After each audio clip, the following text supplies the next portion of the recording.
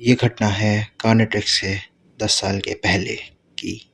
यहाँ पे grandpa max और डेवन 11 यहाँ पे एज़मथ को समझाने के लिए गैल्वन प्लैनेट में जाते हैं, पर लेकिन गैल्वन प्लैनेट पे उसने इतनी टाइट सिक्योरिटी रखी है जिसकी वजह से वहाँ पे घुसना मुश्किल है। तो यहाँ पे डेवन और यहाँ पे ग्रैंडपा मैक्स कुछ एक प्लान बना दें ताकि एज़मथ से मिल सकें और समझा सकें कि ये चीज़ें करना गलत है, वो इस चीज़ को छोड़ दे और यहाँ पे मूव ऑन कर जाए। अब डेवन और मैक्स जैसे ही ऑर्बिट में एंटर करते हैं गैल्वन प्लैनेट के, वहाँ पे उनके बीच में कॉन्वर्सेशन होती है। So Devon, how you gonna like this? पता नहीं, पर लेकिन मैं बहुत ज़्यादा डरा हुआ हूँ और अपने बेटे के लिए चिंतित हूँ। हम कई बार हर एक मिशन पे निकले हैं और सक्सेसफुल हुए हैं, इस वाले में भी हम निकलेंगे ज़रूर। हाँ, होप सो, पर लेकिन आज मैं खुद ज़्यादा ही गलत फील कर रहा हूँ। तुम काफ़ी चिंता करने लगे हो। मैक्स, मैं तुमसे यहाँ पहले आ चुका हूँ और मैं इस प्लैनेट पे इन्वेस्टिगेशन कर चुका हूँ और कुछ ऐसी चीज़ें देखी हैं जो मुझे सही में डर लगने लगा है उससे।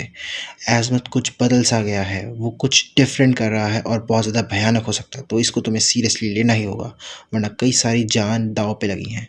मैं सीरियस हूँ डेवन, और हमें एज़मथ को समझाना ही होगा कि ये सब कुछ करना बंद कर दे। हम उसे यहाँ समझाने नहीं, टर्मिनेट करने आए हैं और कोई और ऑप्शन नहीं है, वरना वो बेकाबू होकर कुछ ऐसा कर देगा जो मुझे उसका डर है। हम उस प्लान पे बाद में अमल करेंगे, सबसे पहले हम एज़मथ को समझाएंगे और हमें समझाने का समय जा चुका है मैक्स, हमें उसे मारना ही होगा वरना कुछ नहीं बचेगा इस यूनिवर्स में। मेरे ऊपर भरोसा करो डेवन, हम उसे समझाएंगे और अपने तरीके से समझाएंगे। ठीक है, पर लेकिन तुम्हें मेरा काम करना होगा। कुछ भी बुरा हो मेरे साथ, ये केविन तक पहुंचा देना। पर डेविन, वादा करो कुछ भी हो मुझे तो इसे केविन तक पहुंचा देना। मैं वादा करता हूँ। फिर उसका डेविन और यहाँ पे मैक्स टेनिसन उस प्लैनेट में जाते हैं और वहाँ पे एकदम टाइट सिक्योरिटी होने के बावजूद भी वहाँ पे ग्रैंडपा मैक्स और डेविन सब कुछ ट्रैप्स और ऑब्स्टिकल को पार करके नजर आते हैं और फिर उसके बाद लेबोरेटरी के पास पहुंच जाते हैं जहाँ पे एज़मथ काम कर रहा होता है और वहाँ पे बात कर रहे होते हैं कि तुम तैयार हो डेविन? मैं तो हमेशा तैयार हूँ मैक्स। फिर उसके बाद वो लोग दरवाज़ा तोड़ देते हैं और फिर यहाँ पे ग्रैंडपा मैक्स कहते हैं, एज़मथ जो भी कर रहे हो रुक जाओ, ये सब कुछ ठीक नहीं है, तुम्हारा ऑब्सेशन तुम्हें मार डालेगा। मुझे तो कुछ नहीं हुआ है मैक्स, पर लेकिन तुम्हें बहुत कुछ होगा। फिर उसके बाद एज़मथ उन दोनों पे वल्पमैंसेस को छोड़ देता है और ये वल्पमैंसेस म्यूटेटेड होते हैं और उन पे बहुत ज़्यादा शार्पली एजेस दांत होते हैं और वहाँ पे इतने ज़्यादा खतरनाक दिखते हैं कि वो वहाँ पे डेविन और मैक्स हैरान हो जाते हैं। चौंक गए, ये मेरी न्यू क्रिएशंस हैं जो लिटरली न्यू लाइफ फॉर्म्स को जन्म देती हैं। ये ना ही मर सकते हैं, ना ही ये सोच सकते हैं, ना ही ये कुछ फील कर सकते हैं। एज़मथ, तुम्हारा ऑब्सेशन बहुत ज़्यादा पागल कर दिया है। ये तुमने क्या किया इन क्रीचर्स के साथ? मैंने तो इन्हें सिर्फ वरदान दिया है जो इनको चाहिए था। इस पूरे यूनिवर्स को ये वरदान मिलेगा ज़रूर जो ये एज़मथ ने दिया है। तुम बिल्कुल पागल हो चुके हो एज़मथ, ये कौन सा वरदान है? किस तरह का वरदान है? किस तरह का बदला ले रहे हो? तुम बहुत खुदगर्ज बन गए हो एज़मथ। खुदगर्ज? तुम्हें क्या लगता है कि इस यूनिवर्स को प्रिजर्व करने के लिए मैंने क्या कुछ नहीं किया? मैंने टाइम, जिंदगी, अपना ब्रेन सब कुछ दे दिया इस चीज़ के लिए। सारे यूनिवर्स को प्रिजर्व करने के लिए एक डिवाइस बनाया गया, ओमनिट्रिक्स, जो मेरे ग्रेटेस्ट आविष्कारों में से एक है। पर जिस दिन मेरी बीवी के ऊपर खतरा आया, पर लेकिन तुम लोगों ने ये कह के ठुकरा दिया कि वो ठीक नहीं हो सकती। मैं उसे ठीक कर सकता हूँ और कर रहा हूँ, लेकिन तुम लोगों को कोई भरोसा नहीं मेरे ऊपर। ये यूनिवर्स इतना मतलबी है कि मैंने इसको प्रिजर्व करने का आइडिया छोड़ दिया है और मैं अब इसको अपने नज़रिए से प्रिजर्व करूंगा। तुम बेकाबू हो चुके हो एज़मथ, तुम प्लमर्स के द्वारा अरेस्ट किए जाते हो। Oh Max, you don't have any idea what I have created. फिर उसके बाद उन दोनों पे म्यूटेटेड वल्पमैंसेस को छोड़ देता है और यहाँ पे जैसे तैसे ग्रैंडपा मैक्स यहाँ पे बच बचा के उन सबको मार रहे होते हैं। उनमें से एक वल्पमैंसेस मर जाता है वहीं पे और दूसरा वाला ग्रैंडपा मैक्स पे अटैक करने ही वाला होता है। वहाँ पे डेविन वहाँ पे उनको बचा लेते हैं। तुम्हारे साथ मैं हमेशा हूँ मैक्स।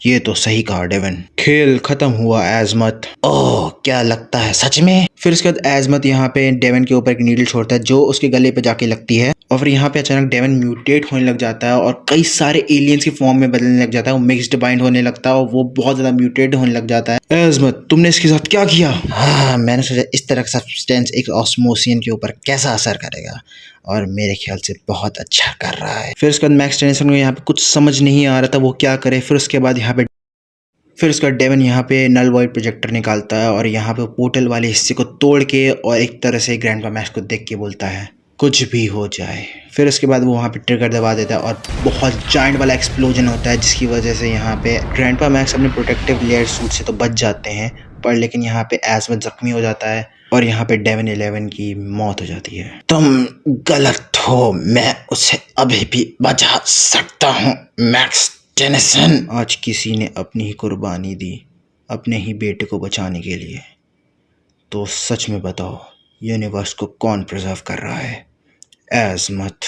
ये लड़ाई खत्म नहीं हुई मैक्स टेनिसन, मैं वापस आऊंगा और मैं तुमसे अपना बदला लूंगा।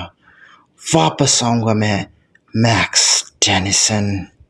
मैक्स की बातें याद आती हैं, पर लेकिन वो बातें बहुत ज्यादा पैथेटिक हैं। सेक्रीफाइस होना कावर्ड लोगों का काम है, पर लेकिन यहाँ पे मुझे अपने तरीके से यूनिवर्स को प्रिजर्व करना ही होगा। सो गाइस, ये था कार्नेट्रिक्स का 4th episode, real secret of the Carnetrix. कैसा लगा आपको एपिसोड? ये दरअसल एक स्पिन ऑफ था, मतलब एक बैक स्टोरी थी जहाँ पे डेवन के साथ क्या हुआ और उसके बाद केविन 11 के साथ क्या हुआ, वो आने वाले एपिसोड में आपको पता लग जाएगा। तब तक के लिए कर दी वीडियो को लाइक, चैनल से सब्सक्राइब। मैं मिलता हूँ आपको नेक्स्ट एपिसोड के साथ, तब तक के लिए इट्स हीरो टाइम।